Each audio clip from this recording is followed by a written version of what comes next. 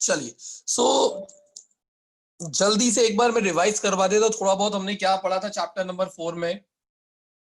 सबसे पहले हमने लॉ ऑफ कोसाइन पढ़ा था। लॉ ऑफ कोसाइन क्या बोलता था हमें कि अगर एक वेक्टर ए है, एक वेक्टर बी,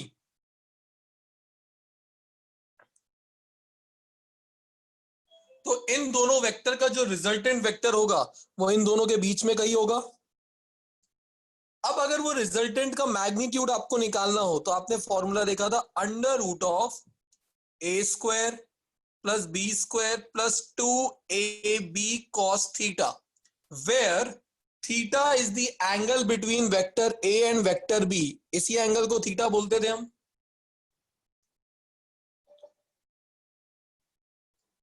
फिर हमने इसी में डायरेक्शन निकालना सीखा था चैप्टर नंबर 4 में कि अगर मुझे इस वेक्टर आर का डायरेक्शन निकालना हो तो हम ये अल्फा एंगल कैलकुलेट कर लेते थे। ये अल्फा ही हमारा डायरेक्शन होता था और उस tan अल्फा का फॉर्मूला क्या होता था, b sin theta divided by a plus b cos theta. याद आ गया? तो ये आपके पहले सेशन के दो इंपॉर्टेंट फॉर्मूला हुआ करते थे।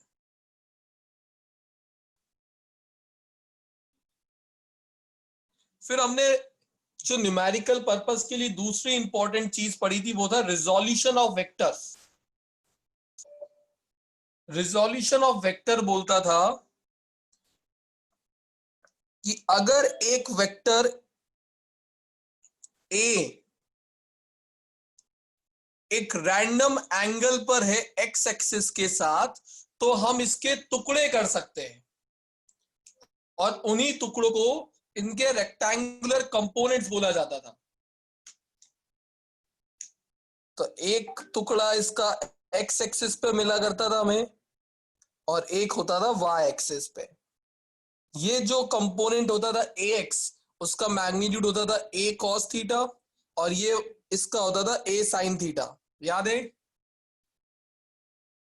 तो अगर आपको एक वेक्टर दे दिया जाता उसके कंपोनेंट्स में A vector is equal to A X I cap plus A Y J cap, तो ओरिजिनल वेक्टर का मैग्नीट्यूड कैसे निकाला जाता था?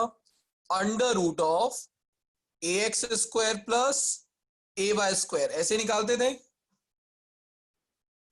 एंड अगर एंगल tan थीटा निकालना होता था तो क्या बोलते थे? A y by a x, तो theta is equal to tan inverse a y by a x. यहां तक किसी को कोई डाउट? चलिए सो प्रिंसी, देखिए मैं थोड़ा रूल्स आपको पहले ही बता देता हूं। आप सभी को अपने वीडियो अगर ऑन हो सके तो ऑन करने हैं, जो कि करने चाहिए। अदरवाइज मैं क्वेश्चंस उनसे ही पूछूंगा जनरली जिनके वीडियो ऑफ है, और अगर मुझे रिस्पॉन्ड नहीं मिला आपकी साइड से टाइम पर तो मैं आपको रिमूव कर दूंगा बिना कुछ बोले। फिर बात डायरेक्टली पेरेंट्स से करेंगे। ये हमने फिक्स कर दिया आपसे क्लासेस में जो, और आपका ग्रुप पे नाम भी भेजूंगा मैं व्हाट्सएप ग्रुप पे। सबको दिखना चाहिए क्लास में कौन किसने रिस्पॉन्ड नहीं किया था। सो आई होप आपको इतना तो समझ में आ ही गया होगा कि सर धमकी दे रहे हैं। ले लेना चाहिए अभी। प्रणाली,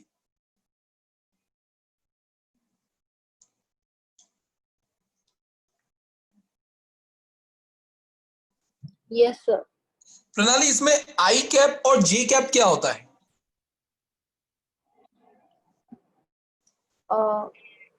I cap sir,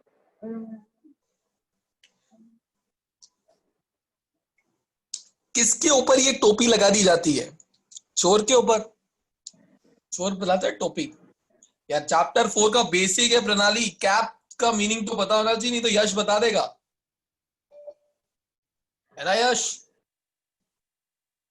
Chaudhary ji? Yes sir. क्या होता है I cap J cap? Sir वो एक्स एक्सिस के अलोंग आई कैप होता है, जी कैप वाई एक्सिस और के कैप जेड एक्सिस के अलोंग। बेसिकली प्रणाली I cap and J cap are the unit vectors जो आपको पर्टिकुलर वेक्टर का डायरेक्शन दे रहे होते हैं। Yes, sir. जब मैंने एक वेक्टर, वेरी गुड यश, जब मैंने इस वेक्टर ए के दो कंपोनेंट किए, एक ये और एक ये, तो the component which is along the x axis, उसको मैंने कैसे रिप्रेजेंट किया, एक्स वेक्टर से। अब इस वेक्टर का मैग्नीट्यूड क्या होगा, a cos थीटा, पर डायरेक्शन क्या होगा, आई कैप। जब कभी भी कोई वेक्टर एक्स एक्सिस के अलोंग होता है तो उसका डायरेक्शन हम आई कैप से बताते हैं। अगर वही वेक्टर वाई एक्सिस के अलोंग हो तो डायरेक्शन बता दिया जाता है जे कैप से, और कोई जेड एक्सिस के अलोंग हो तो जेड कैप से। यह आपको पता होना चाहिए, 11th 12th सब जगह काम आएगा। Sir, बोलिए Yash. can I go back to mute? Yes yes yes Thank you, sir.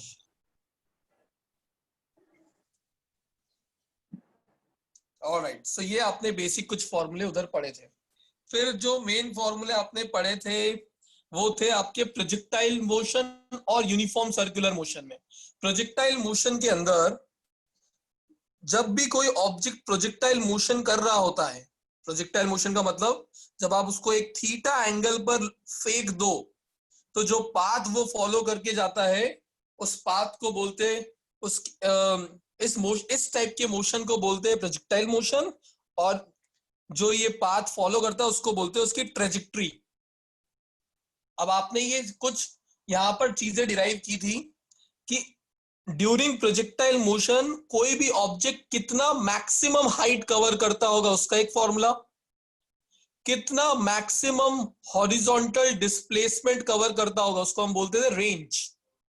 इस एंगल को बोला जाता था एंगल ऑफ प्रोजेक्शन, और यहां से यहां तक जाने में जो टाइम लगता था वो होता था time of flight. I hope ये फॉर्मूले सबको क्लियर होंगे। रेंज क्या थी, एच मैक्स क्या था, टाइम ऑफ फ्लाइट क्या था, और हर क्लास में जब आप न्यूमेरिकल क्लास में आए तो ये फॉर्मूला लिस्ट हमेशा बना के रखो, बहुत हेल्प करेगा।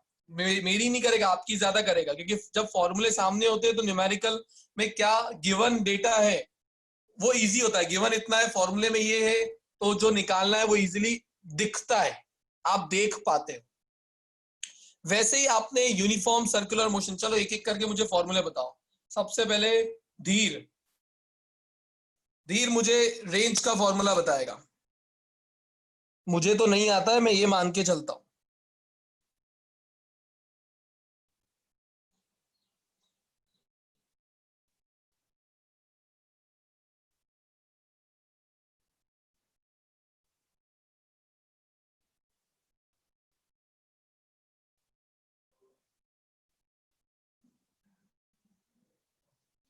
धीर किधर गया,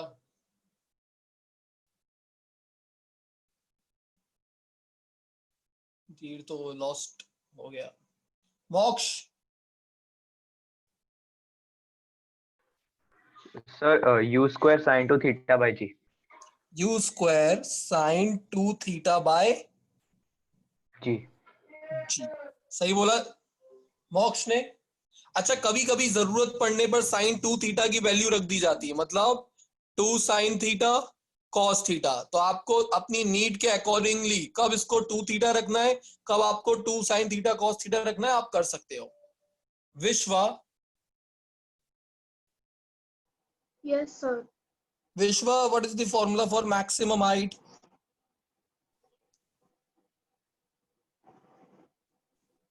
U square sin square theta 2g.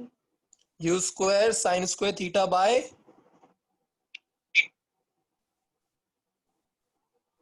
सही लिखा है मैंने formula?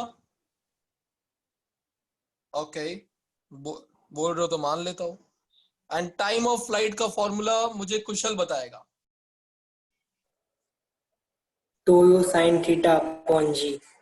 2u sine theta by G. मतलब आपको किसी फॉर्मूले में, किसी न्यूमेरिकल में अगर इनिशियल वेलोसिटी दे दी जाए और एंगल ऑफ प्रोजेक्शन दे दिया जाए तो आप इन तीनों में से कुछ भी फाइंड आउट कर सकते हैं, क्योंकि ये दो ही चीज चाहिए आपको इन तीनों को फाइंड करने के लिए। आप देख सकते हो जी का वैल्यू सबको पता होता है 10 है या 9.8, तो यहां पर आपको सिर्फ थीटा और इनिशियल वेलोसिटी का रिक्वायरमेंट होगा।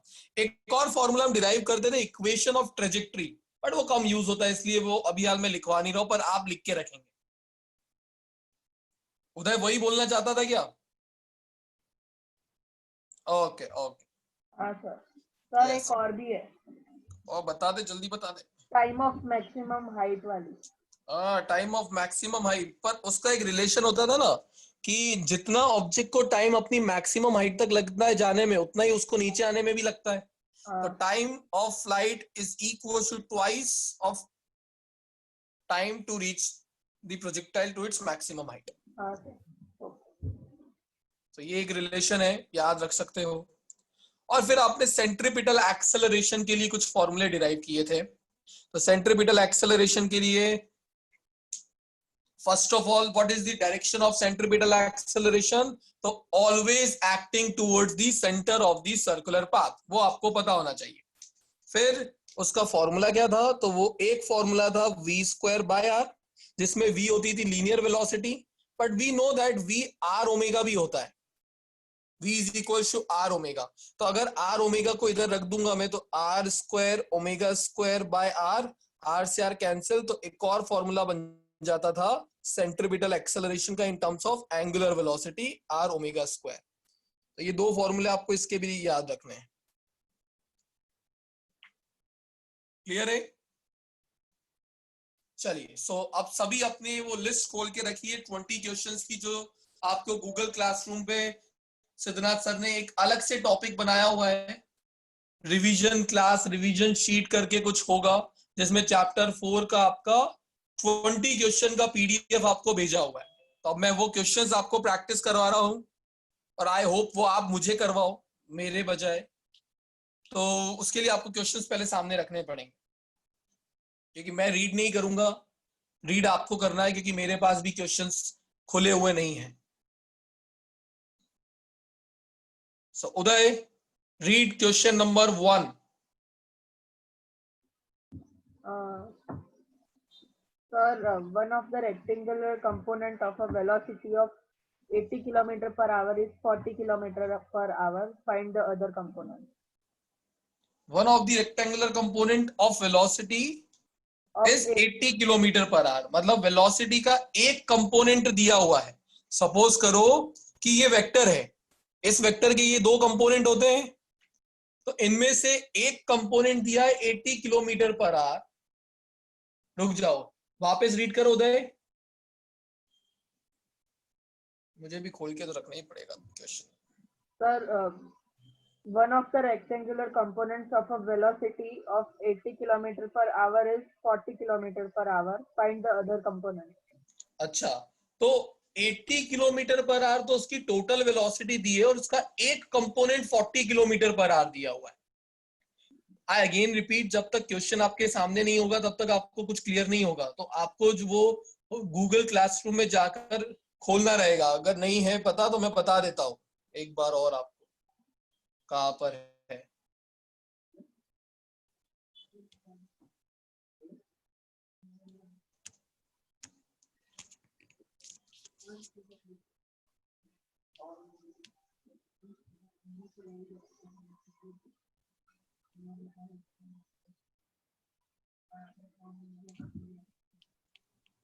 वस्त्रापुर वालों को यहाँ पर मिल जाएगा रिवीजन शीट करके चैप्टर नंबर 4।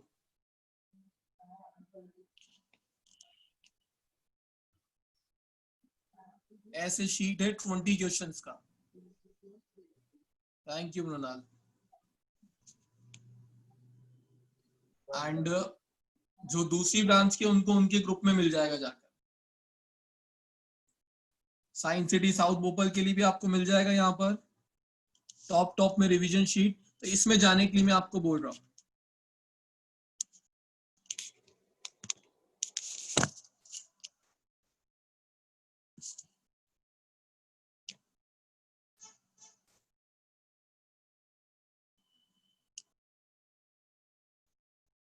बोलिए दर्श। सर ये 11th वाला अभी जो आपने बताया गूगल क्लासरूम का, उसका कोड मुझे मिला नहीं है अभी वस्त्रापुर ब्रांच का। और आपने मांगा नहीं कभी किसी से? नहीं, मैंने मेंटर से बोला था पर अब तक आया नहीं है उनका मैसेज भी।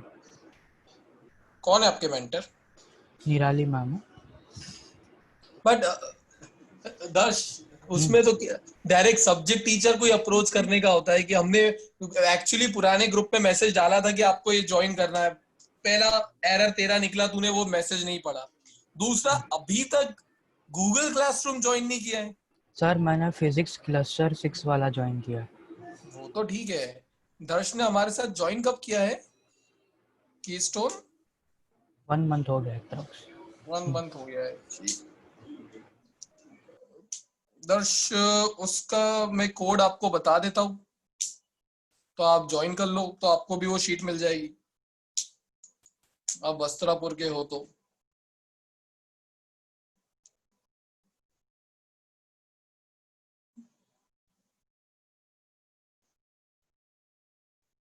बाकी सब जिसके पास वो क्वेश्चन है वो सॉल्व करो, बैठे नहीं रहना है। मैं तो हेल्प ही करूंगा, मैं पूरे पूरे सॉल्व नहीं करवाऊंगा आपको।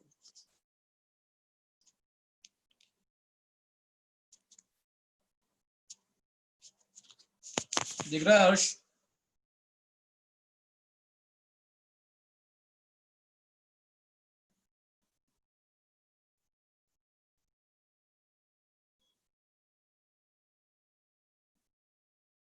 तो ये सिर्फ हर्ष को नोट डाउन करना है, बाकी को क्वेश्चन सॉल्व करना है।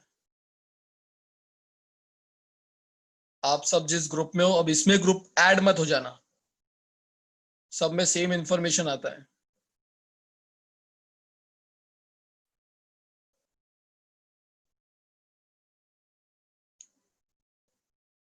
ऑलराइट,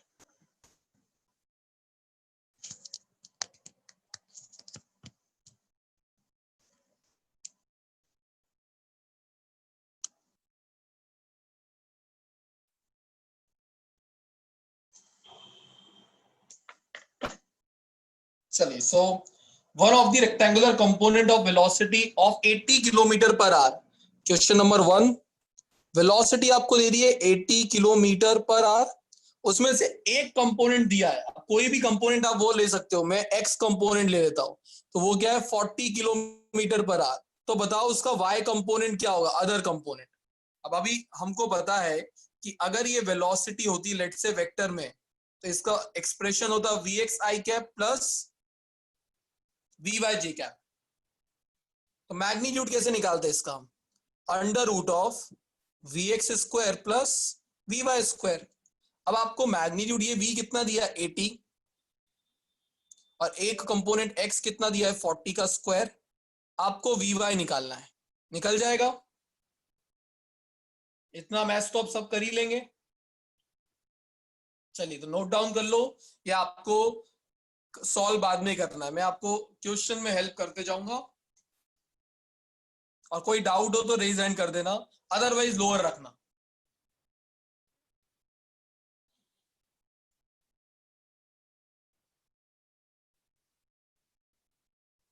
बोलिए अनुराग। सर सारे क्वेश्चन बाद में सॉल्व करना, मतलब अभी सिर्फ इम्पोर्टेंट जो इन्फॉर्मेशन है वही नोट डाउन करें? मतलब अब अनुराग अभी यार तू उसको सॉल्व करने जाएगा, वी वाई मतलब मैथ्स करेगा, फिजिक्स का तो काम खत्म हो चुका है। हाँ, अगर उसमें कुछ क्वेश्चन रह जाएंगे तो फिर मतलब नहीं रहेगा। मैं सोचता हूँ मैं ज्यादा से ज्यादा क्वेश्चन मैं करवा दूं, तो कम से कम तुम्हें करना पड़े बाद में। अच्छा ठीक है सर, तो मतलब मैथ्स तो क्या हो सकता है, जो फिजिक्स होने में ही तो प्रॉब्लम हो रहा है। ठीक है।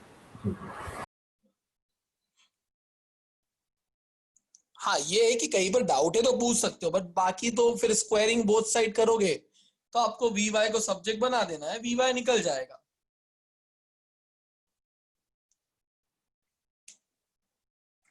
ये रिवीजन क्लास है इसलिए उसको उस पेस पे लेके जाऊंगा। रेगुलर क्लास में तो मैं पूरा टाइम देता ही हूँ सॉल्व करने का।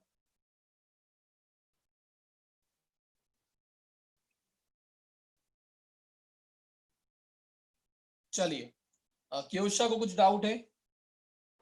हाँ सर, और सर ये क्वेश्चन में तो पता चल गया, पर अगर ऐसे टाइप के दूसरे क्वेश्चंस हो तो हमें कैसे पता चलेगा कि लॉ ऑफ कोसाइन यूज करना है या ये रेजोल्यूशन वाला फॉर्मूला? इसमें लॉ ऑफ कोसाइन कहाँ से आइडिया लगता है तू बता मुझे। देख, जब कभी भी कंपोनेंट्स की बात होती है ना क्योशा, तब वो हाँ। कंपोनेंट्स हमेशा एक दूसरे से परपेंडिकुलर ही होते हैं। ये Okay. रिजोल्यूशन ऑफ वेक्टर्स का रूल था कि आप जब किसी वेक्टर को तोड़ते हो तो तोड़ने के बाद वो जो दो कंपोनेंट बनते हैं वो परपेंडिकुलर ही होंगे, कुछ भी हो जाए। अब परपेंडिकुलर होंगे तो हमेशा यही लगता है कि एक कंपोनेंट ये, एक कंपोनेंट ये, तो फॉर्मूला हमेशा यही बनेगा। और Okay, देखिए एक जादू दिखाता हूँ। देखो इसमें रिजोल्यूशन ऑफ वेक्टर लगाना है। रिजोल्यूशन ऑफ वेक्टर क्या होता है? Under root of a square plus B square plus 2ab cos theta. अच्छा, हाँ, यहाँ पर ये दोनों वेक्टर्स के बीच का एंगल कितना है? 90 डिग्री। 90। cos 90 रखेगी तो क्या हो जाएगा? 0। हाँ, तो अंडर रूट क्या बचेगा? सिर्फ A square plus B square. Okay. तो ये आप कभी भी लगा सकते हो, बट जब दो वेक्टर्स 90 डिग्री पे हो तो ये लगा देना ज्यादा बेहतर होता है। Okay sir, thank you. कभी याद रखना, जब कभी भी दो वेक्टर्स आपको 90 डिग्री पे दिए हो तो हमेशा ये फॉर्मूला लगाओ, सफिशिएंट होता है। बट इसके अलावा कोई और डिफरेंट केस है, कोई भी रैंडम एंगल दिया है, तो फिर ये तो सबके लिए एप्लीकेबल है आपका, ये और ये। बोलिए दर्श। नहीं सर, वो लोअर एंड करना रह गया शायद। Okay, Parishri. Sir, I'm still not able to find the PDF. Parishri, मैंने एक मोटी बुक में से ढूंढने को थोड़ी ना बोला था, इतनी सी इजी जगह मैंने तो स्क्रीन शेयर करके बता दिया। कौन से ग्रुप में परिश्री? वस्त्रापुर के ग्रुप में है? हाँ, परिश्री ने ज्वाइन किया है नया वाला गूगल क्लासरूम। क्या क्या नाम है परिश्री के गूगल क्लासरूम का?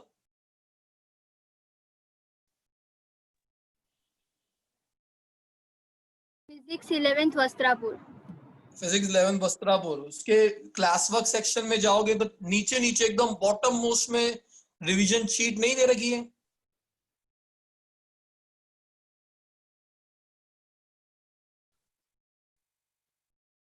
मैंने एग्जैक्टली परिश्री अभी फिजिक्स 11 वस्त्रापुर खोल के ही बताया था, और तू और मैं एक ही ग्रुप में। हाँ, ऐसा नहीं हमने दो अलग बता रखे, आपको अलग ग्रुप में ऐड करते और हम अलग बताएंगे, सेम ग्रुप ही है। प्रैक्टिस शीट के वो सेक्शन में है। क्लास वर्क सेक्शन में नीचे नीचे जाएगी, तो तुझे रिवीजन क्लास के लिए चैप्टर ओके 4 सर, का हाँ मिल सर गया मिल ना? गया। हाँ धन्यवाद, थैंक गॉड। आज हम क्लास में शीट ही ढूंढते रह जाते, नहीं तो सबको मैं यही करवा रहा होता आज।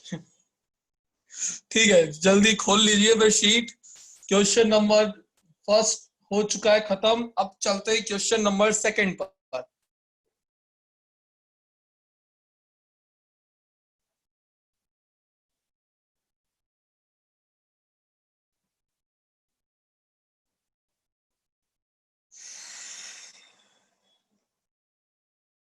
संजना ने हमारे साथ ज्वाइन कब किया था keystone?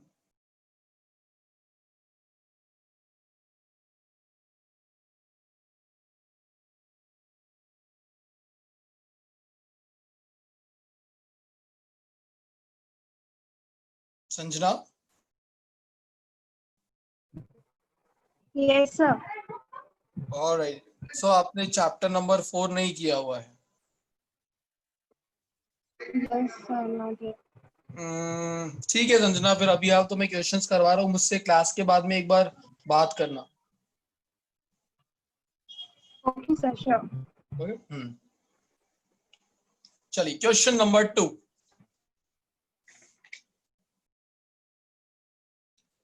Ronald, read question 2. Yes, sir. An aeroplane takes off at an angle of 30 degree to the horizontal. If the component of its velocity along the horizontal is 250 km per hour, what is the actual velocity? Find also the vertical component of the velocity. ऐसा ही question notes में कर चुके हम, या आप खुद कर सकते हो। An aeroplane takes off an angle of 30 degree to the horizontal. मतलब वापस से चलो हम एक्स वाई एक्सिस पे चले जाते हैं, दिमाग लगाओगे आ जाएगा। वाई एक्सिस ये, एक्स एक्सिस ये, और 30 डिग्री पर टेक ऑफ हुआ है। if the component of its velocity along the horizontal is 250 kilometre per our, मतलब ये नेट वेलोसिटी थी, बट इसका हॉरिजॉन्टल कंपोनेंट वो जो एक्स एक्सिस के अलोंग होता है वो कितना दिया हुआ है 250 किलोमीटर पर आवर, तो इसको हम बोल देते हैं Vx, वो दे दिया 250 किलोमीटर पर आवर। तो आपको बताना है ओरिजिनल वेलोसिटी कितनी थी और इस वेलोसिटी का वर्टिकल कंपोनेंट कितना था। कोई हेल्प करेगा मुझे कैसे निकालना है? Mrinal, Shri, alright, Nupur. Hello yes Nupur. Sir tan alpha is equal to vy by vx करके निकाल सकते हैं? tan alpha is equal to vy by vx करके निकाल सकते हैं, वो भी एक है, बट मैं चाहूंगा हम बेसिक वाले मेथड पे पहले जाए। अगर ये v है तो इसका हॉरिजॉन्टल कंपोनेंट नुपुर क्या होगा? vx का मैग्नीट्यूड क्या होता है? vx का मैग्नीट्यूड, जैसे यहाँ पर मैंने बताया था ना, ax का मैग्नीट्यूड क्या होता था? a cos theta. वैसे v का एक कंपोनेंट है vx, तो ये vx का मैग्नीट्यूड क्या होगा? v cos theta. vx हमको क्वेश्चन में दे दिया 250 और एंगल कितना दिया है? cos 30।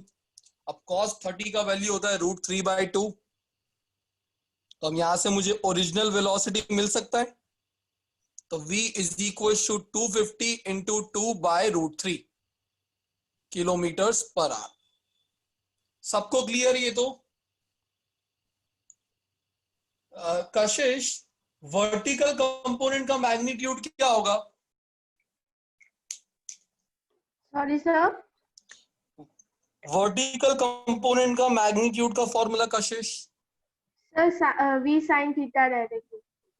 Very good, v sin theta. अब v तो आपने अभी निकाला है ऊपर, यस सर। तो ये v का वैल्यू भी है और sin 30 डिग्री होता है 1/2, तो यहाँ पे v का वैल्यू रख देना, ये 1/2, तो ये वर्टिकल कंपोनेंट भी आ जाएगा और इसका भी वैल्यू किलोमीटर पर आवर में आएगा। आंसर मैंने आपको शीट में दे दिया है, तो जब आप लाओगे तब आपको पता लग जाएगा कि आपका सही आंसर आ रहा है या नहीं। फिजिक्स में किसी को doubt? Otherwise lower your hand, जो रेज हैंड किया हुआ है।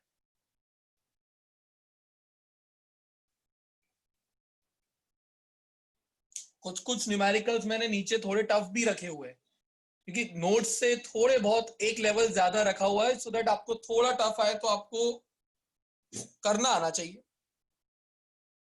हो सकता है कि आपके स्कूल में पूछे, हो सकता है ना भी पूछे, बट एटलीस्ट यूज करना आना चाहिए ऐसे फॉर्मूले को, तो आपको स्कूल में भी हेल्प होगा। नीट जेई कर रहे हो तो डेफिनेटली उसमें तो होगा ही। ये तो इजी वाले थे।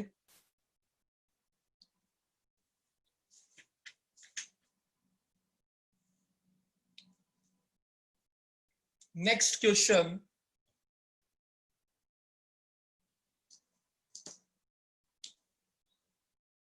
सॉल्व तो आप कर ही लोगे, उसमें तो किसी को कोई डाउट नहीं है फिजिक्स में। तो Mihir, read next question. Yes sir.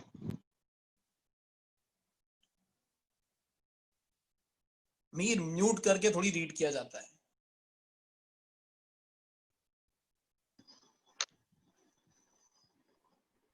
If vector A plus vector B is equal to vector A minus vector B, find the angle between vector A and vector B. Vector A and vector A plus vector B दिया हुआ है Mihir. Yes sir. वापस देख ले, अभी भी vector A plus vector B ही बोलेगा और vector A minus vector B बोलेगा। अरे इन दीवारों की बहुत अहमियत है। ये घर की 4 में से 2 दीवारें जिसे मैग्नीट्यूड बोलते हैं हम, और जब तक मैग्नीट्यूड वर्ड यूज नहीं करेगा तब तक हो नहीं पाएगा क्वेश्चन सॉल्व। तो ये याद रखना, magnitude of vector A plus B is equal to magnitude of vector A minus B। अब आपको बोला है find the angle between A and B। कोई है जो मुझे हेल्प कर सकता है इस क्वेश्चन में?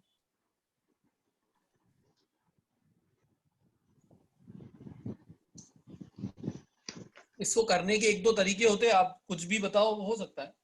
यस मृणाल। सर एक वो रिजल्टेंट की फॉर्मूला यूज कर सकते हैं? कर सकते हो, चलो करते हैं, आजा मृणाल। इसकी बता मुझे क्या होगी?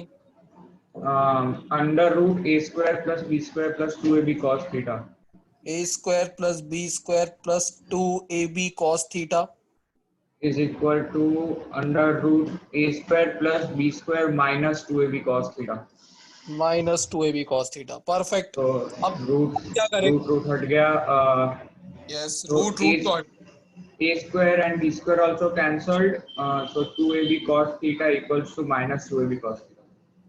ओके, तो ए स्क्वायर, स्क्वायरिंग बोथ साइड कर देता हूँ स्टेप दिखाने के लिए। Yes. स्टेप खाते नहीं हम, तो squaring both side a square plus B square plus 2ab cos theta is equals to a square plus B square minus 2ab cos theta. यहां तक तो किसी को डाउट नहीं है?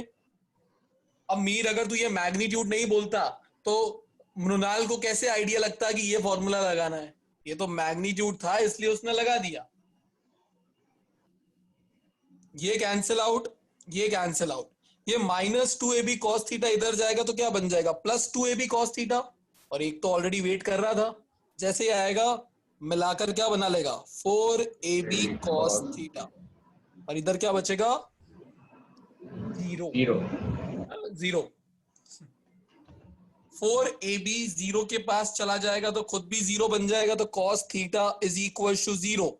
अब cos की टेबल में जीरो कब आता है? 90 डिग्री पर। थीटा कितना आ गया? 90 डिग्री।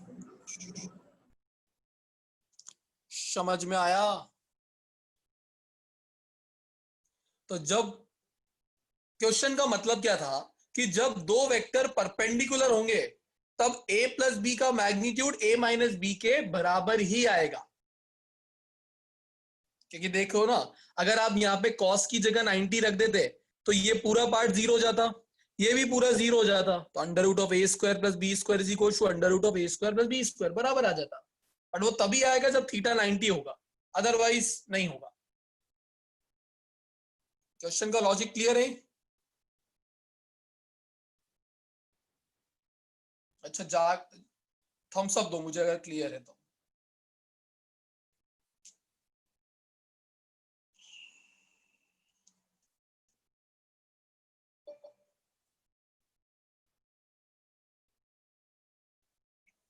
काव्य, मितांश, भव्य, नंदिता,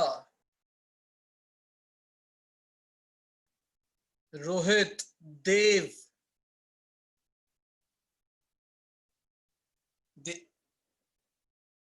देव को समझ आया क्या? Yes sir. देव यहीं पे बैठा है तू? हाँ सर। और अपनी कुछ पीटीएम में बात हुआ था देव? Sorry sir. देव के पीटीएम में मैं ही आया था? No sir. देव का पीटीएम हो गया है? सर मेरा जो पीटीएम हुआ है वो तो जेडब्ल्यू वाला हुआ है। अच्छा, देव अभी यार न्यूली ज्वाइंड हो गया आप? नहीं सर, न्यूली ज्वाइन नहीं हूँ, पर मैं हाफ में से चला गया था और फिर ज्वाइन हुआ था, ऐसा था। अच्छा अच्छा, चलिए कोई बात नहीं, अपने भी बात करेंगे उस पे। तो थर्ड क्वेश्चन डन सबका? Yes sir. Alright, so Vedant, read question number 4।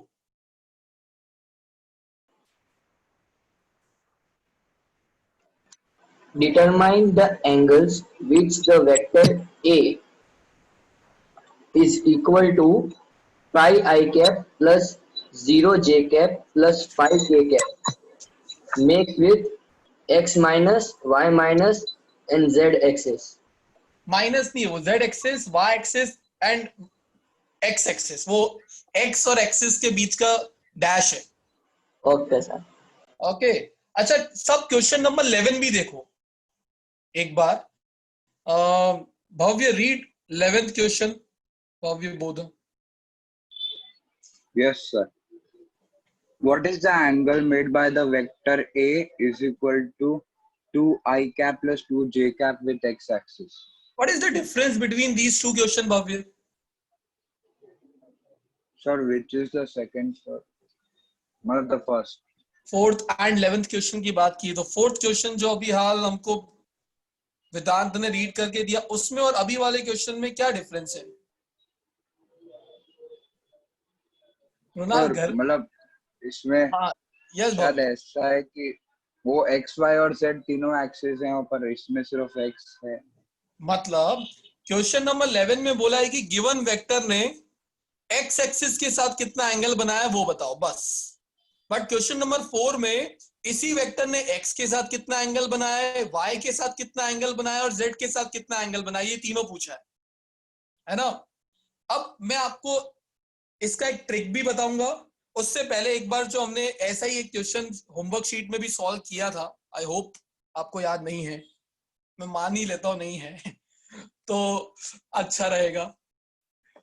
So question number पहले मैं आपको 11 करवाता हूं।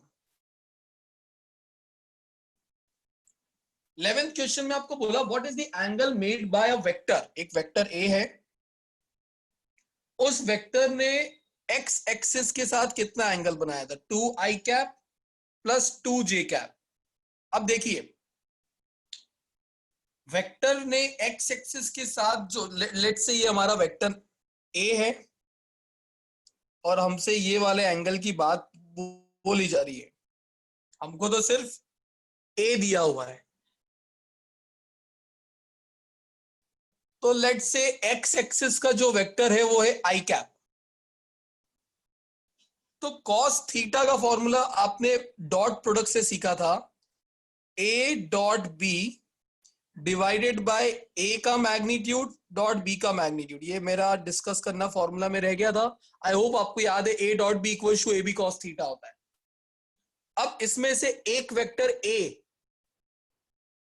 वो कितना है, 2i cap plus 2j cap, और सेकेंड वेक्टर वो तो हमने सिर्फ आई कैप लिया है क्योंकि एक्स एक्सिस का जो वेक्टर होता है जब कुछ नहीं दिया है तो सिर्फ एक्स एक्सिस का क्या होगा, आई कैप, तो dot I cap divided by A का मैग्नीट्यूड क्या होगा, under root of 2 square plus 2 square which is √8,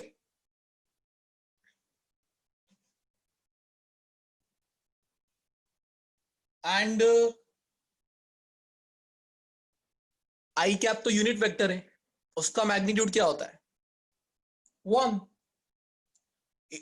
√8 को 2√2 लिख सकते हो आप। अब मुझे बताओ कि डॉट प्रोडक्ट में तो सिर्फ आई वाले को आई से मल्टीप्लाई करते थे, जे वाले को जे से एंड के वाले को के से, तो ऊपर का आंसर क्या आएगा, इसका मैग्नीट्यूड कितना है 1, इसका है 2, तो ये आंसर आ गया 2 × 1 2 I dot I 1, but I dot J 0 होता है तो सिर्फ ऊपर सॉल्व होने पे 2 ही मिलेगा और नीचे 2√2।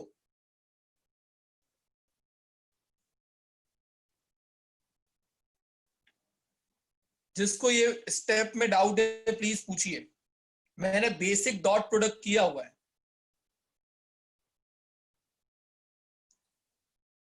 बोलिए मोक्ष।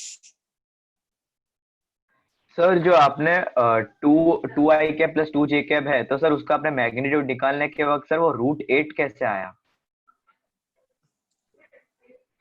ए वेक्टर के मैग्नीट्यूड का फॉर्मूला ये होता है under root of 2 square plus 2 square. ओ अच्छा हाँ सर, ओके मैं स्क्वायर, सर मुझे लगा कहीं एक और है।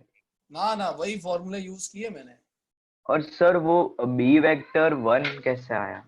क्योंकि बोला है गिवन वेक्टर ने एक्स एक्सिस के साथ कितना एंगल बनाया। अब एक्स एक्सिस का वेक्टर मैंने स्टार्टिंग में बताया था, एक्स एक्सिस का डायरेक्शन आई कैप से बताया जाता है, तो एक्स एक्सिस का वेक्टर हमने आई कैप ले लिया जिसका मैग्नीट्यूड कितना है 1, क्योंकि हमें कुछ दिया हुआ नहीं है। Okay sir, okay. तो मैंने इसका वेक्टर लिया आई कैप, ये पूरा ए वेक्टर का मैग्नीट्यूड √8 और इस वेक्टर का मैग्नीट्यूड 1। Yes sir. तो थीटा मिल जाएगा। अब ये 2 से 2 कैंसिल, तो कॉस थीटा कितना हो गया 1/√2, और 1/√2 कॉस में क्या होता है 45 डिग्री पर। तो आपका जो गिवन वेक्टर है उसने एक्स एक्सिस के साथ कितना एंगल बनाया 45 डिग्री। ये क्लियर है?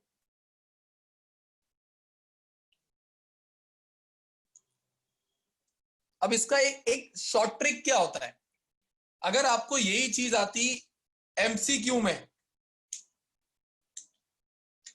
इस फाइनल एक्सप्रेशन को देखो कॉस थीटा के ऊपर क्या आ रहा है 2, ये 2 क्या हमारे आई का कोएफिशिएंट है, तो ये यहां पर आ गया 2, और इस वेक्टर का मैग्नीट्यूड कितना है 2√2। तो अगर आपको फ्यूचर में बोला जाए एक वेक्टर देके कि इस वेक्टर का एंगल एक्स एक्सिस के साथ निकालो, तो सबसे पहले एक्स एक्सिस को रिप्रेजेंट करता है आई कैप, उसके मैग्नीट्यूड को लिखना डिवाइडेड बाय पूरे वेक्टर के मैग्नीट्यूड को लिख देना, यही आपका कॉस थीटा होगा और वहीं से आपको 45 मिल जाएगा। सपोज करो अभी आपको इसी क्वेश्चन में बोला होता है कि गिवन वेक्टर ने वाई एक्सिस के साथ कितना एंगल बनाया है, तो क्या करते हैं, cos theta is equals to y axis को रिप्रेजेंट करता है जे कैप, उसका मैग्नीट्यूड कितना है 2 डिवाइडेड बाय पूरे वेक्टर ए का मैग्नीट्यूड कितना था 2√2, वापस से यही बनता और थीटा 45 ही आ जाता। ये डायरेक्टली आप कर सकते हो। ये मैंने इसलिए बताया क्योंकि अब जो मैं क्वेश्चन नंबर आपको 4 करवाऊंगा वो डायरेक्ट मेथड से करवा देता हूं, आपको वो फिर क्लिक होगा कैसे करना है। क्वेश्चन नंबर 4 वो खोलिए,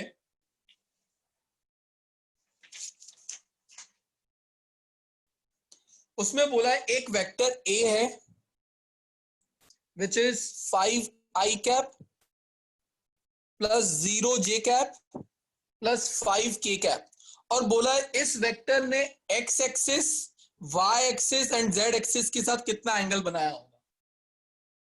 अब सबसे पहले a वेक्टर का मैग्नीट्यूड क्या होगा वो निकाल के रख लेते हैं क्योंकि वो हमको काम आएगा।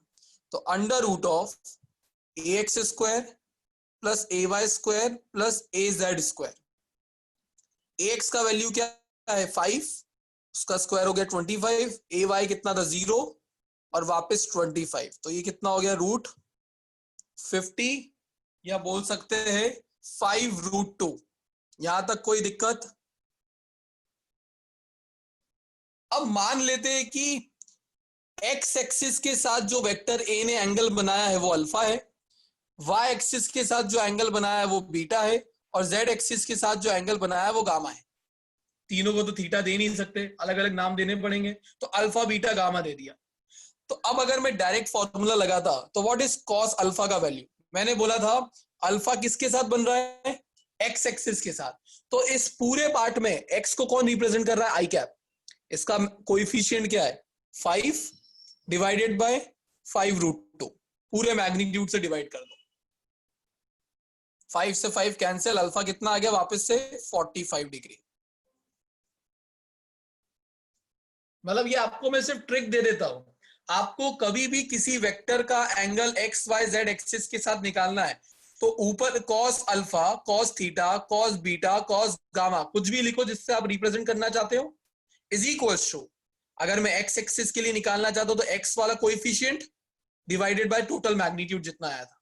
अब कॉस गामा या बीटा, बीटा वाई एक्सिस के साथ एंगल बन रहा है, वाई एक्सिस का कोएफिशिएंट कितना है 0 डिवाइडेड बाय 2√2, मतलब पूरा 0 ही हो गया, और कॉस की टेबल में 0 कब आता है 90 डिग्री पर, तो बीटा कितना हो गया 90 डिग्री।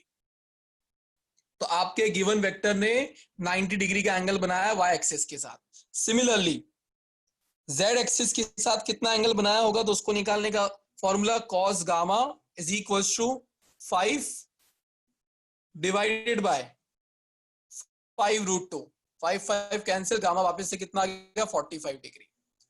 याद रह पाएगी ये ट्रिक? फ्यूचर में आपसे किसी कोई भी एक वेक्टर दे दे और सिर्फ बोला जाए कि इस वेक्टर का angle x y z axis के साथ निकालो, ये ही ट्रिक यूज करनी है। यस भव्य। सर एक बार सर वापस समझा सकते हो प्लीज? हाँ समझा देता हूँ।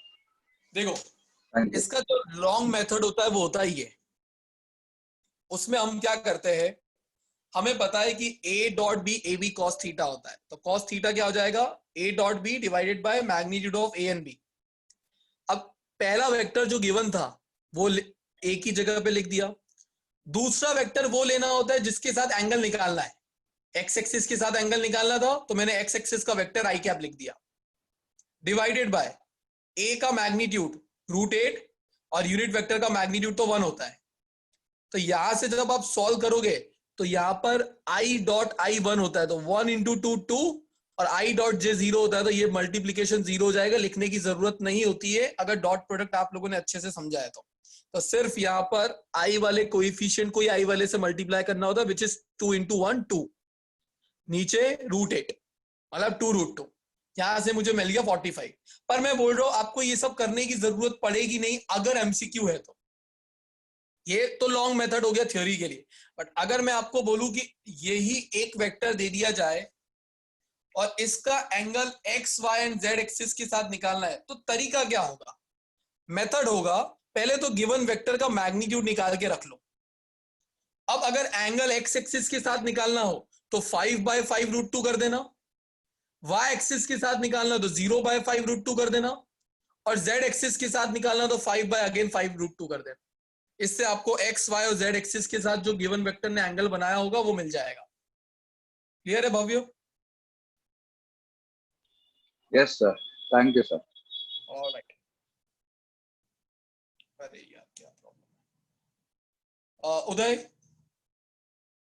हाँ सर, सिर्फ आपने यहाँ पे 2√2 लिखा है ना कॉस बीटा में। कॉस थीटा में में किधर? डाउट है कहाँ पर? 0/2√2 नहीं लिखा आपने? हाँ लिखा है ना, तो 0/something 0 हो जाता है ना। हाँ सर, पर वो 2√2 कैसे आया? और सॉरी यार 5√2 समझ जाने का यार, 5√2 ये 5√2 5√2 5√2। Okay sir. और किसी को डाउट? मोक्ष?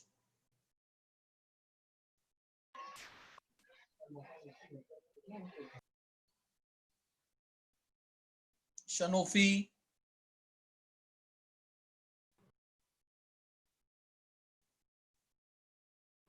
सर एक बार पिछला वाला पेज का 1 सेकंड के लिए व्यू दो ना। ये वाला? Thank you sir.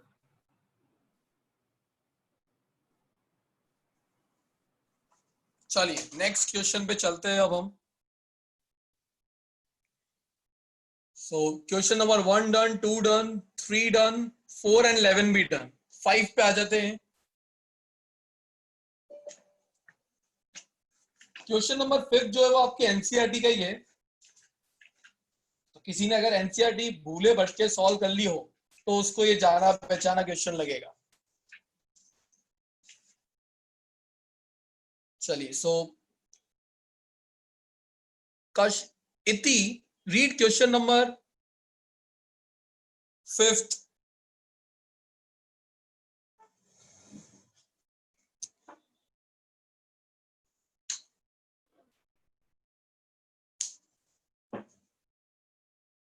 इति पहले अनम्यूट करना पड़ेगा।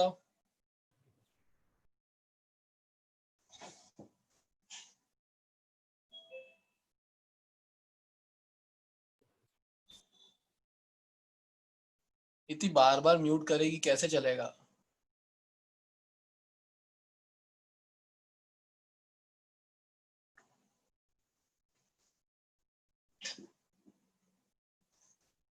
इति को म्यूट ही नहीं करना है। Kashvi? Sir. Question number 5. A cyclist travels from center O of a circular park of radius 1 kilometer and reaches point P. After cycling along 1/4 of the circumference along PQ, he returns to the center of the park along QO if the total time taken in 10 minutes. Calculate net displacement, average velocity and average speed of the cyclist. इधर ध्यान दीजिएगा। A cyclist travel from centre O, यहां से start करता है, of a circular park of radius 1 centimetre and reaches point P. मतलब O से start किया और पी पॉइंट पे चला गया। After cycling along 1/4 of the circumference along P Q, मतलब 1/4 यहां पर खत्म हो जाएगा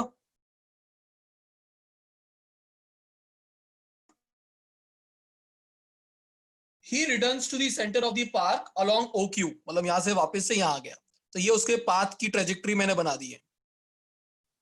किसी को इसमें डाउट? जिसके हैंड रेज आ रहे वो लोअर कर लो अगर डाउट नहीं है तो। Bhavya and Uday.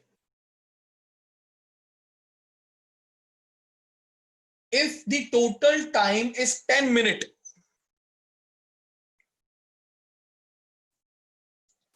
calculate the net displacement. Net displacement कितना होगा? अभी यार ये तो इजी सा हो गया है। नेट डिस्प्लेसमेंट जहां से स्टार्ट किया वहीं खत्म कर दिया है, 0। इसमें तो कोई खास नहीं था। Second part, average velocity. Average velocity का फॉर्मूला अनुराग क्या होता है? सर डिस्प्लेसमेंट अपॉन टाइम, और अगर डिस्प्लेसमेंट 0 है तो वेलोसिटी भी 0 होगी। Yes, average velocity, total displacement upon total time taken, ये 0 है तो एवरेज वेलोसिटी भी 0 ही रहेगी। नोट होता है ना sir? Yes yes.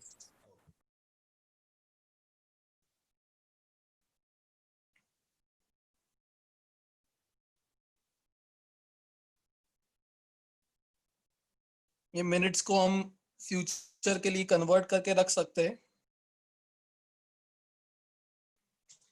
Second, first और सेकंड तो इजी था। थर्ड पार्ट में बोला है एवरेज स्पीड निकालिए।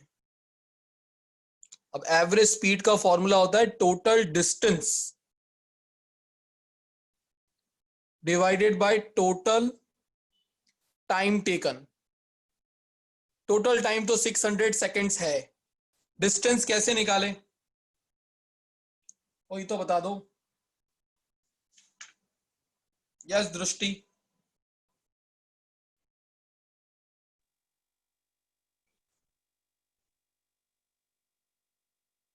दृष्टि आवाज नहीं आ रहा है, तूने अनम्यूट तो कर दिया पर तेरे डिवाइस का आवाज नहीं आ रहा है। पहुंच। नोप, ओनली लिपसिंग, इशारे, दम शराज, ऐसा कुछ।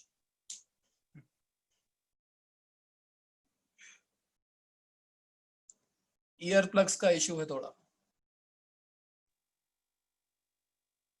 नोप,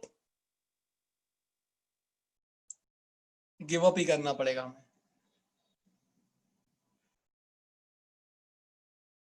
Hetvi Joshi.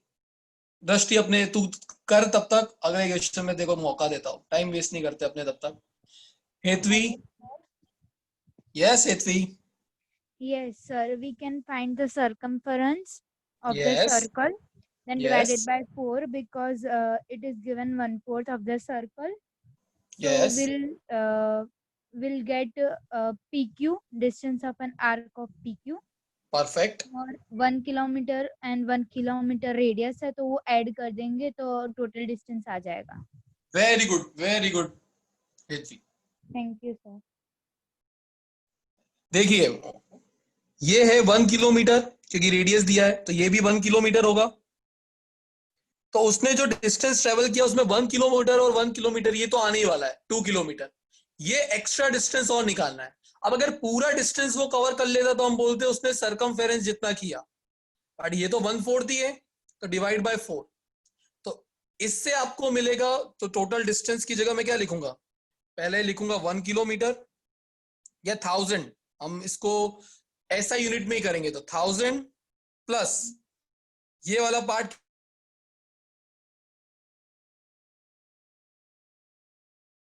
Bye 1000, 2 pi r by 4 plus 1000 divided by 600। यहां से आपका आंसर मीटर्स पर सेकंड में आ जाएगा। आपको किलोमीटर पर आवर में दिया है बट आपको अपना मीटर्स पर सेकंड में आंसर रखना है। फिजिक्स में किसी को डाउट है?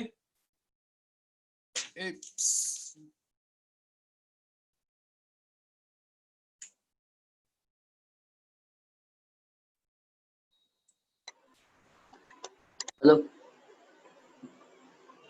यस वेदांत। सर, आपने वो टोटल डिस्टेंस क्या किया नहीं समझ आया। टोटल डिस्टेंस क्या था? ओपी, इसको ऐसे लिख ले। टोटल डिस्टेंस को तू क्या देखता है, विजुअलाइज करता है, मैं तो ऐसे डिस्टेंस को विजुअलाइज करता हूं। पहले वो गया O से P, फिर गया वो P से Q, प्लस वो Q से O आ गया। यही होगा वेदांत हाँ टोटल डिस्टेंस। समझ गया। Okay okay.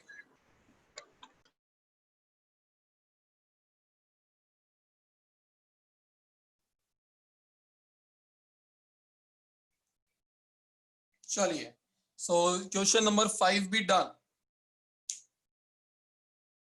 Yes Kashvi, all right कोई बात नहीं। चले आगे। All right, question number 6। किसी को चांस देते हैं पीछे। हितांशी। Yes, sir. Question number 6, please read. A bomb is dropped from an aeroplane when it is directly above target at height. The aeroplane is moving horizontally with a speed of 500 km per hour. By how much distance will the bomb miss the target? All right. अब यहाँ पर आपको थोड़ा सोचना पड़ेगा।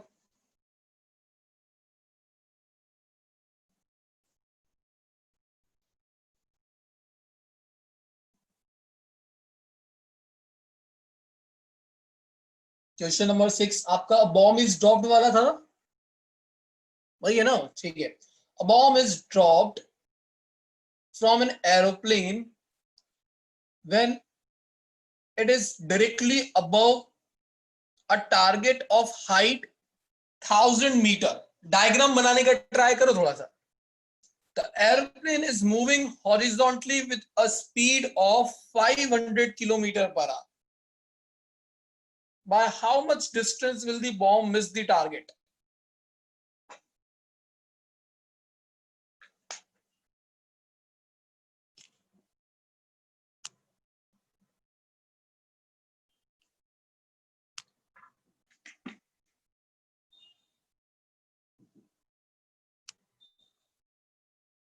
यहां पर late से टारगेट है और यहां एरोप्लेन था और इनका हाइट कितना है? ये 1000 मीटर।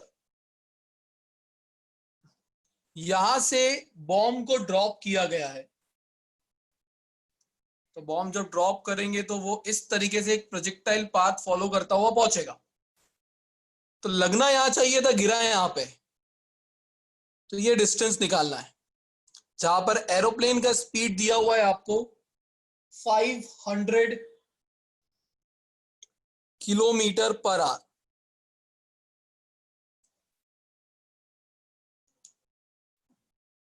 क्या करें? यस कशिश।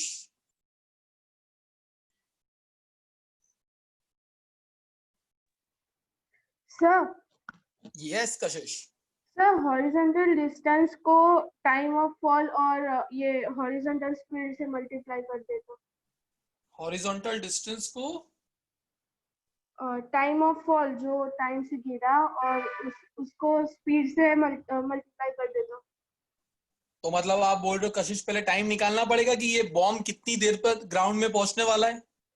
Yes sir. अब वो टाइम कैसे निकाले?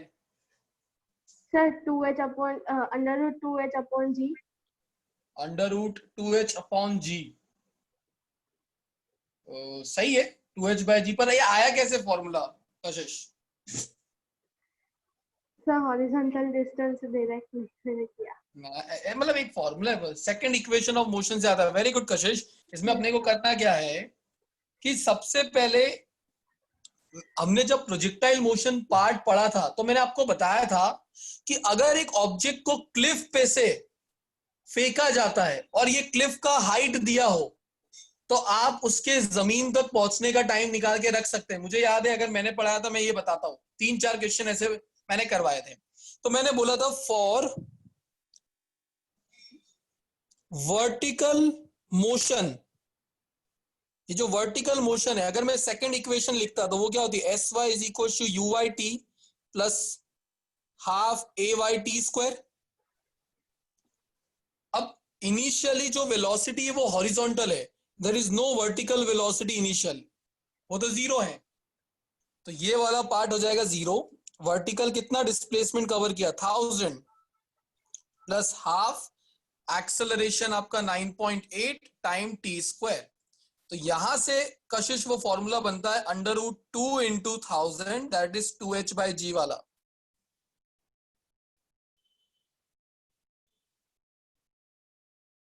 यहां से टाइम आपका मिल जाएगा आपको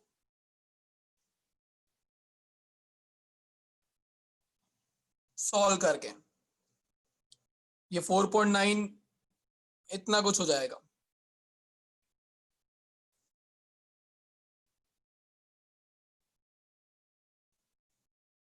ये वो टाइम मिला जितने टाइम में ये बॉम्ब ग्राउंड तक पहुंचने वाला है। अब हमें ये डिस्टेंस निकालना है। ये डिस्टेंस कौन सा है, horizontal distance. So horizontal distance का फॉर्मूला क्या होगा, horizontal distance is equal to horizontal velocity into time.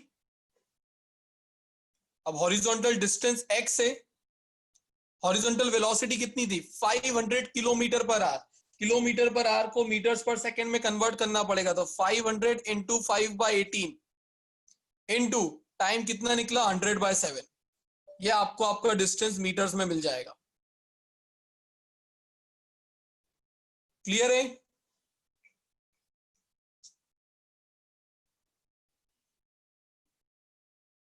धीर,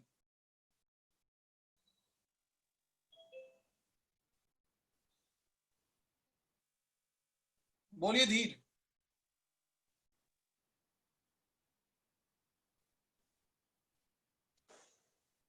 धीर, आपका आवाज नहीं आ रहा है।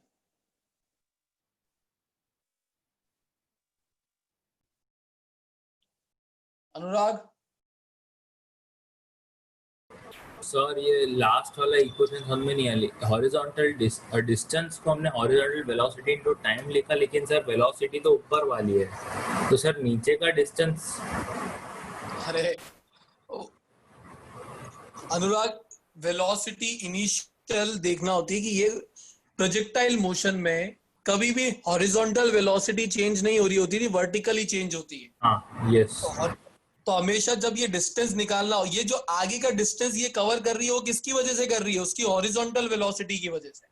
अच्छा, हाँ, ओके। यहाँ पर फॉर्मूला मैंने यही लगाया है बस, क्योंकि अब प्रोजेक्टाइल मोशन याद होना चाहिए। प्रोजेक्टाइल मोशन में हमने पढ़ा था कि जो फोर्स और जो एक्सेलरेशन है वो वाई एक्सिस के अलोंग ही है, एक्स एक्सिस के अलोंग कोई फोर्स नहीं लगता, एक्सेलरेशन नहीं।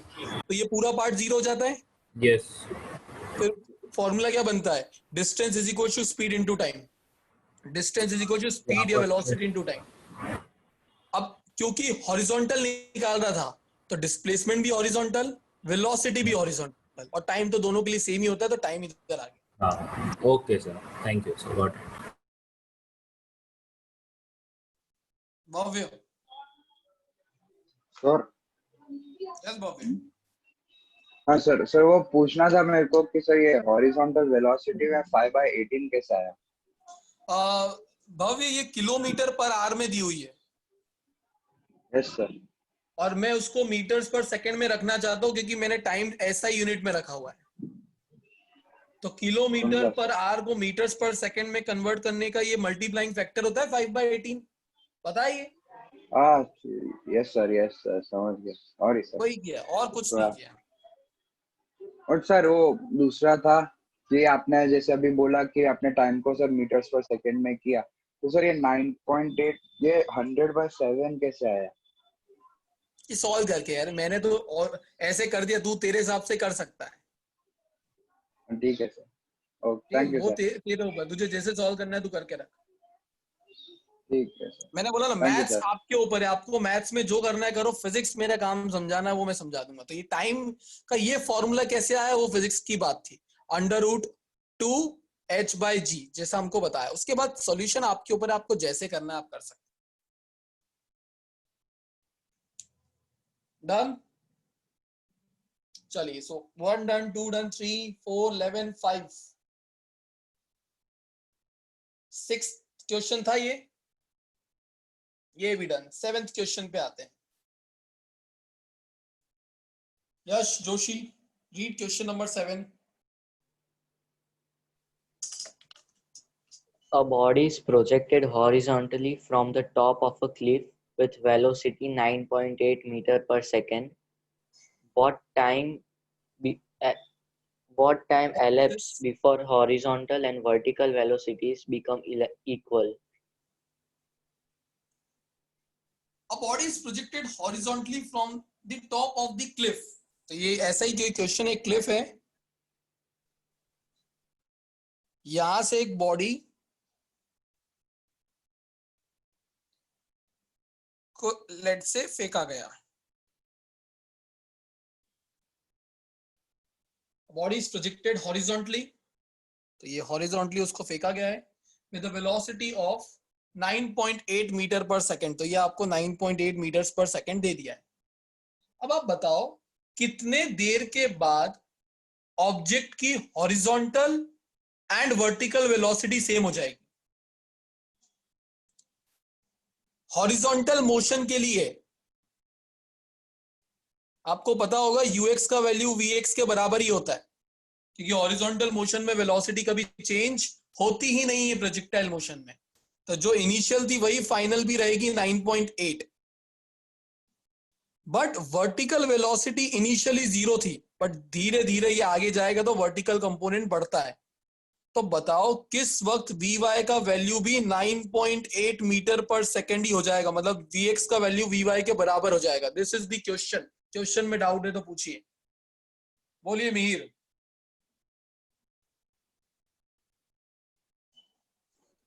सर मेरे को क्वेश्चन नंबर 6 में डाउट है सर। पहले 7 कर ले। हाँ yes sir. Okay, thank you Mihir.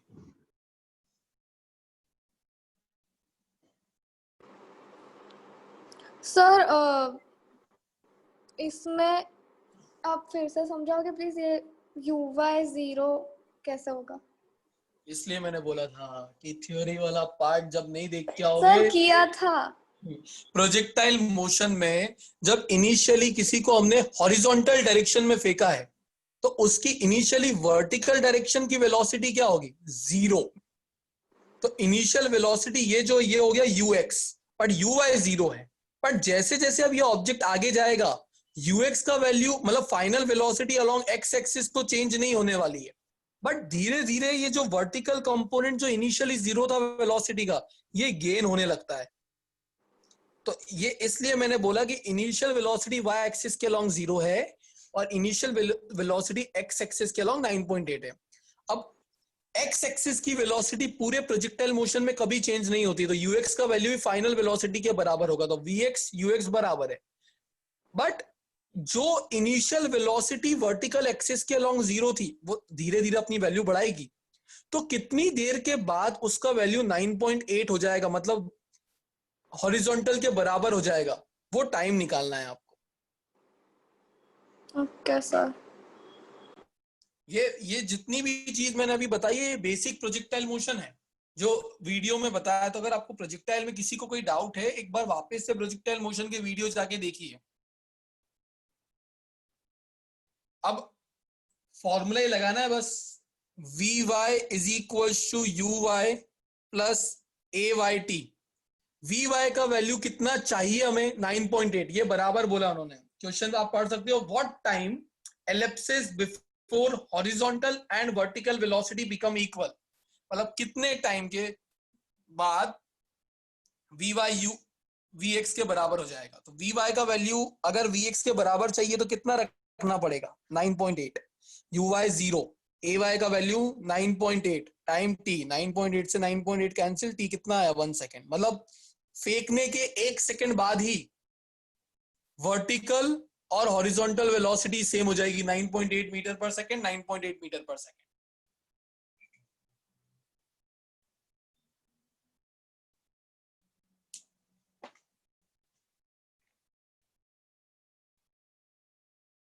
अनुराग को कुछ डाउट है?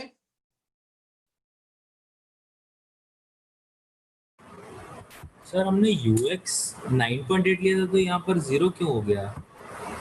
का 0 हुआ? अच्छा ओके, वो वर्टिकल कंपोनेंट में। Okay sir. एक तो ux और uy दोनों अलग अलग है। अच्छा हाँ सर, समझ में आ गया।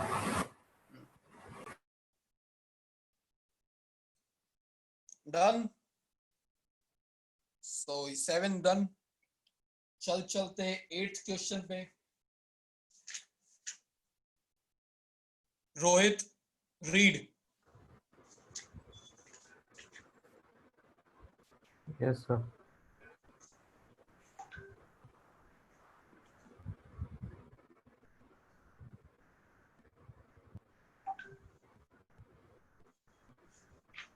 सर एक सेकंड, वो नेट स्लो है, खुल रहा है कब से, हो रहा है रिलोड लोड रोहित दोनों नेट स्लो है कि खुला हुआ नहीं है टॉपिक? सर खुला हुआ था और चल एक मान बार लो। वापस ये डिस्कनेक्ट होके कनेक्ट हुआ है। ठीक है ठीक है।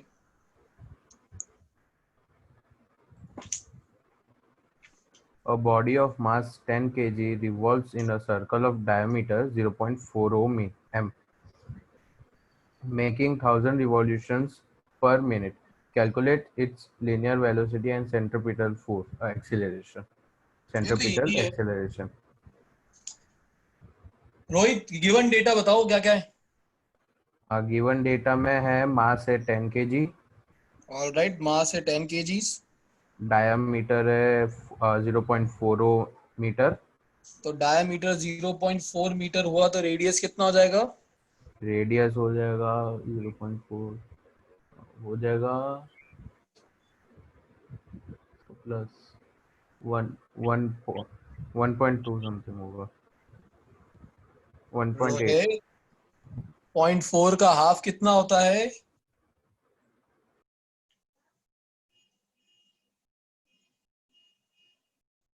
अरे मैंने रॉकेट साइंस नहीं लगाया है। 0.4 का आधा 0.2, रेडियस डायमीटर का आधा रेडियस। अरे रोहित कहाँ चला गया?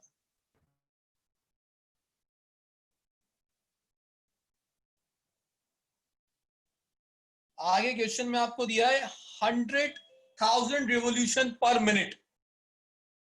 ये आपको ओमेगा दे दिया गया है 1000 revolution per minute, but omega का ऐसा यूनिट तो रेडियन पर सेकेंड होता है।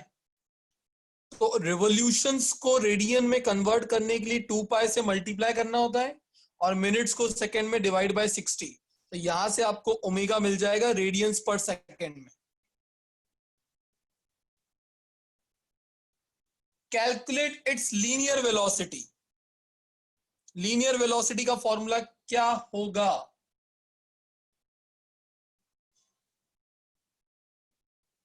प्रिंसी,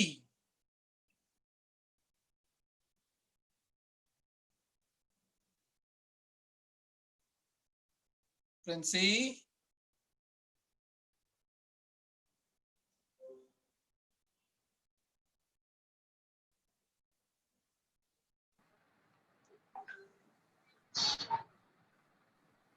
प्रिंसी, लीनियर वेलोसिटी का फॉर्मूला क्या होगा?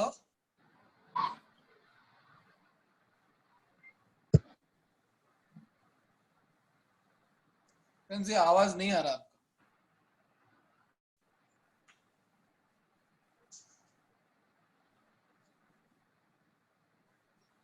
केविना,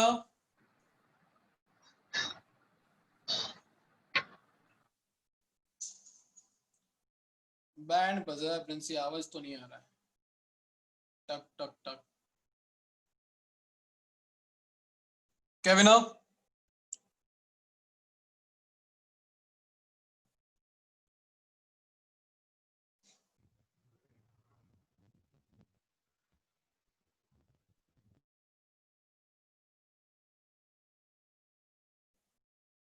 यस केविन, अब अनम्यूट कीजिए।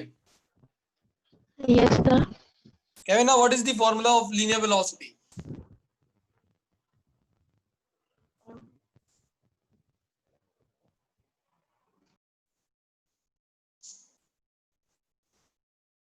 केविना कहाँ बैठी थी, सच्ची बताना, यहाँ पे तो नहीं थी तुम।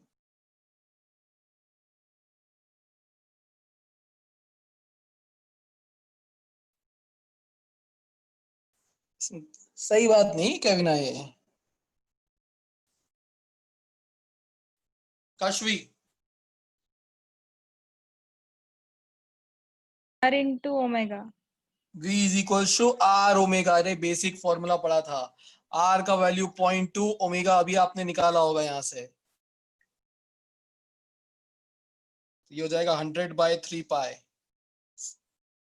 और सेंट्रीपिटल एक्सेलरेशन भी बोला है, वो क्या हो जाएगा v²/r। तो ये जो v आपने निकाला होगा उसको r से डिवाइड करोगे, सेंट्रीपिटल एक्सेलरेशन मिल जाएगा।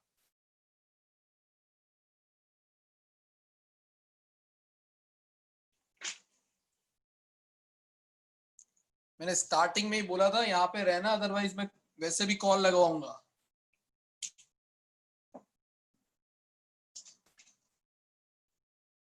कोई भी रिवीजन क्लास का फायदा तब तक नहीं मिलेगा जब तक थ्योरी आपकी क्लियर नहीं है, और नहीं है तो डाउट निकाल के पूछो टीचर से, अपने आप क्लियर नहीं होगी बैठे बैठे। अदरवाइज क्लास में सिर्फ प्रेजेंट लगवाने आते हैं तो मैं खुद ही रिमूव कर देता हूँ, बोलता हूँ सर ने निकाल दिया। और पर्पस क्वेश्चंस का इसलिए तो बार बार हमने हर साल ये देखा है, कितनी हम थ्योरी पढ़ा दे फिर भी कॉन्फिडेंस नहीं आता है जब तक क्वेश्चंस ना सॉल्व करे ज्यादा। तो एटलीस्ट थ्योरी अगर क्लियर नहीं है तो हमसे पूछो, क्लियर करवाओ। क्लासेस के बाद हमने बोल रखा है, बट क्लास में आओगे तो एक्सपेक्टेशन तो हमारा रहेगा कि इतना तो पढ़ के आए होंगे। चलिए next question. Kyosha, read next question.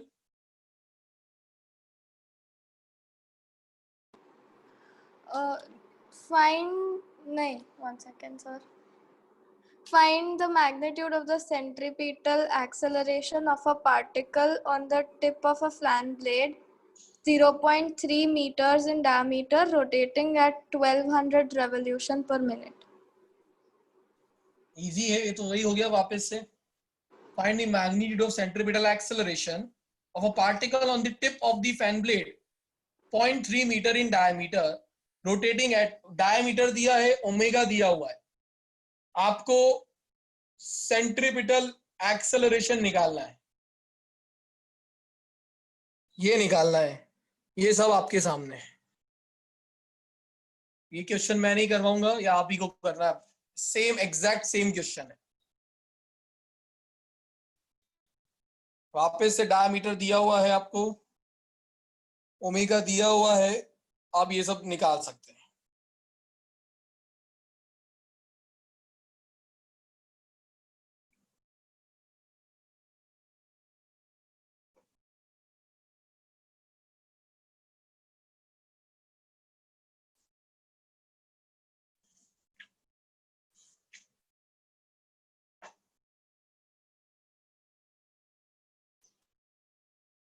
चलिए next question. Tanay, read question number 10।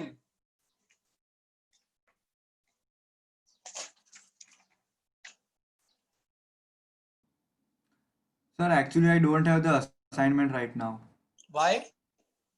Sir, I just came to see the doubts. I just came here for the doubts. But Tanay doubts कैसे, क्या लॉजिक लगा रहा है तू doubt solve करने के लिए? No, no, सर मैंने असाइनमेंट देखी, बट दूसरों के डाउट्स लाइक मुझे सब आ गए, बट दूसरों के जैसे कोई अच्छा नया डाउट निकले उसके लिए। तो उसमें क्वेश्चन नंबर तो रीड नहीं कर सकता, क्योंकि क्लास में आया तो मैं तो एक्सपेक्ट करूंगा भाई नोट्स खोल के बैठा होगा।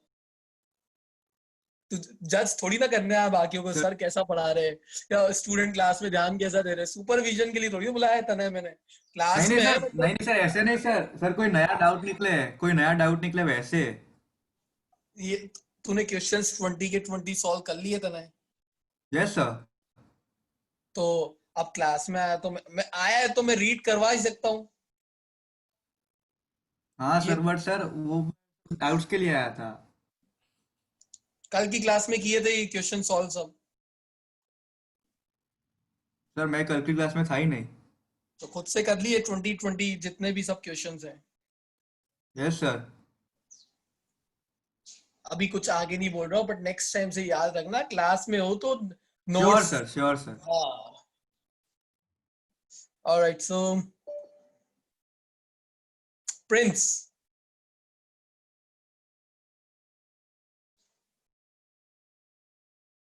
Friends, read question number 10.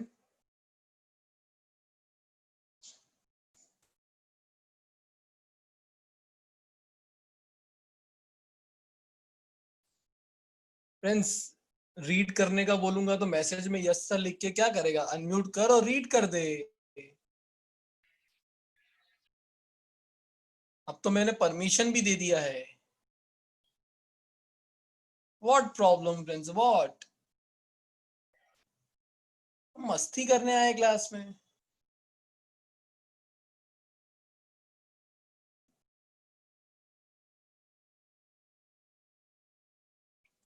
दीप,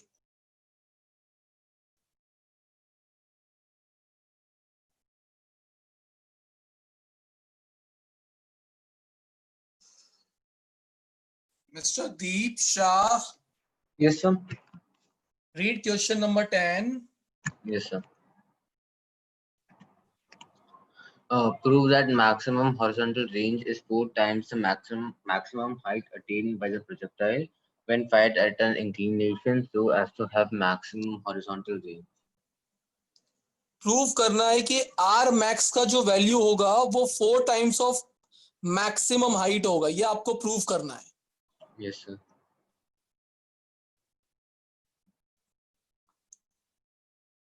ऑलराइट, सो क्वेश्चन में बोला है, सिर्फ एक डिटेल दी हुई है, when fired at an angle so as to have maximum horizontal range. Range maximum दिया गया है।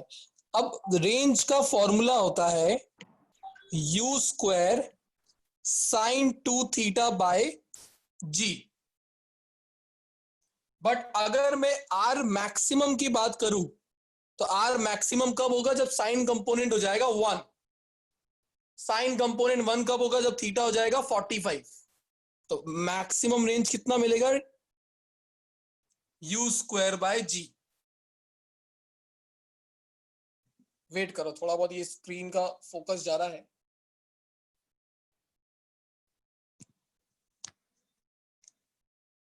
क्लियर है? सो u स्क्वायर बाय g आपका क्या हो गया? Maximum horizontal range. अब मैक्सिमम हाइट का फॉर्मूला क्या होगा? h max. मैक्सिमम हाइट का फॉर्मूला था u square sine square theta by 2g। अब थीटा इस केस में हमने कितना लिया था? 45, तभी हमको रेंज मैक्सिमम मिला था। तो उस केस में वो थीटा अगर मैं यहां पे रख दूं,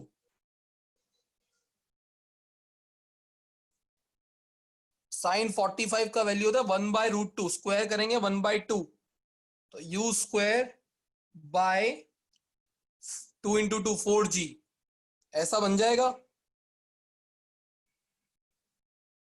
but u square by g तो होता है r मैक्स। तो अगर u स्क्वायर बाय g की जगह r मैक्स रख दे हम, तो h मैक्स का वैल्यू कितना मिला? r max bye 4। ये u स्क्वायर बाय 2g की जगह मैंने रख दिया है r मैक्स। तो r मैक्स 4 को उधर शिफ्ट कर दो, प्रूफ हो गया। Maximum horizontal range is 4 times the maximum height.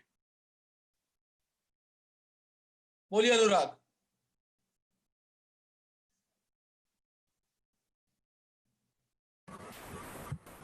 Hello, हाँ ये सर ये सब्स्टिट्यूशन सर समझ में नहीं आया मेरे को। वो आर मैक्स का वो मिल गया सर, पर सब्स्टिट्यूशन समझ में नहीं आया सर। हमें ये पता है कि जब हम किसी प्रोजेक्टाइल को 45 डिग्री पर प्रोजेक्ट करते हैं तो उसकी रेंज मैक्सिमम होती है, ये पता है? यस। तो यहाँ पे थीटा 45 लगा, 45 × 2 90 हो गया, साइन 91, और ये फॉर्मूला बचा। अब उस केस में मैक्सिमम हाइट उसने कितनी कवर की होगी? तो हाइट का फॉर्मूला ये होता है। अच्छा, तो यही एंगल मैंने यहाँ पे रख दिया ओके ओके, ये निकालने के लिए। क्लियर है? समझ में आ गया सर, समझ में आ गया।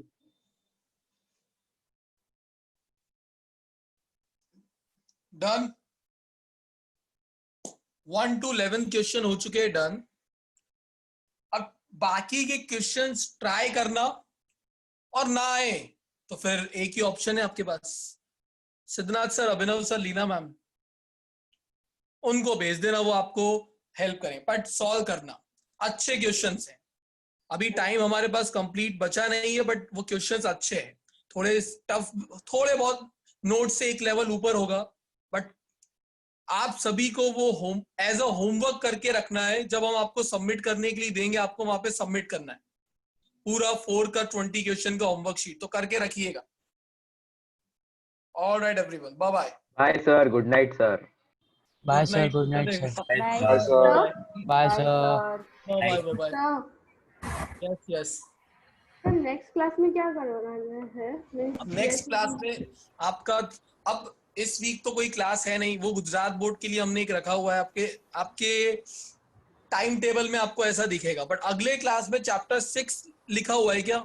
Yes, sir. वो तो next to next है। तो नेक्स्ट क्लास में क्या है फिर? GSE भी लिखा हुआ था। वो GSEB में तो गुजरात बोर्ड के लिए चैप्टर 1, आपको CBSE में इतना कुछ नहीं आता है जो CBSE के, और गुजरात बोर्ड के स्टूडेंट को लिए एक हमने क्लास रख दिया चैप्टर 1 का, कि कुछ चैप्टर 1 की क्लासेस है वो अटेंड कर सकते हैं, उनको थोड़ा बहुत पार्ट आ जाता है स्कूल में। CBSE में ना के बराबर पूछा जाता है। सर मैं GSEB में हूँ। तो फिर नेक्स्ट क्लास में आपको आना रहेगा। चैप्टर 1 आपको शीट एक प्रोवाइड कर देंगे सिद्धार्थ सर, उसके क्वेश्चन जैसे आज हमने 4 के किए वैसे वो आपको 1 के सॉल्व करवाएंगे। बेसिक फोर्सेस के बारे में, क्या 4 टाइप की फोर्सेस होती है, उनके रेशियोज क्या होते हैं, ऐसे कुछ basic questions. Okay sir. Okay, thank you sir. Bye sir. Bye bye. Sir yes Mir बोल दो। सर पर एच मैक्स तो सर थीटा 90 डिग्री होगा तब मतलब नहीं होगा सर? गलत समझा मीर तूने। रेंज जब मैक्सिमम होगी तब उस एंगल के लिए कितनी मैक्सिमम हाइट कवर की होगी वो निकालना है हमें। आई अगेन रिपीट कि जब ये रेंज मैक्सिमम होगा उस वक्त ये कितनी मैक्सिमम हाइट हमारे प्रोजेक्टाइल ने कवर की होगी, उस जगह मैंने थीटा में 45 रखा है। दो अलग अलग क्वेश्चन की बात नहीं हो रही, एक ही क्वेश्चन की बात है कि मैंने एक प्रोजेक्टाइल को 45 डिग्री पर लॉन्च किया है, तो ये रेंज होगा मैक्सिमम, पर इस पर्टिकुलर 45 डिग्री के एंगल के लिए एच भी तो कुछ निकलेगा। तो ये एच वो इस केस के लिए मैक्सिमम हाइट होगा, तो वो आपको बताना है कि वो 4 टाइम्स होगा आर मैक्स से। Okay sir. और सर क्वेश्चन 6 में था सर एक, बोलो क्या है सर उसमें अगर हमें मतलब